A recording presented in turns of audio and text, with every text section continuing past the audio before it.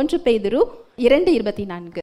நாம் பாவங்களுக்கு செத்து நீதிக்கு பிழைத்திருக்கும்படிக்கு அவர் தாமே தமது சரீரத்திலே நம்முடைய பாவங்களை சிலுவையின் மேல் சுமந்தார், அவருடைய தழும்புகளால் குணமானீர்கள்.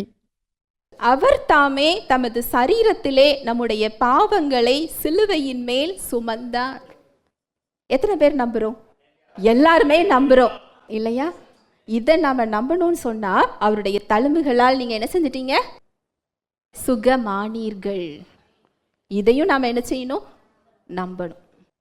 இந்த உலகத்துல நோய் இருக்கலாம், ஒருவேளை அது நம்ம கிட்ட வரலாம், நம்ம விழுந்து போன உலகத்துல தான் வாழ்ந்துகிட்டு இருக்கிறோம்.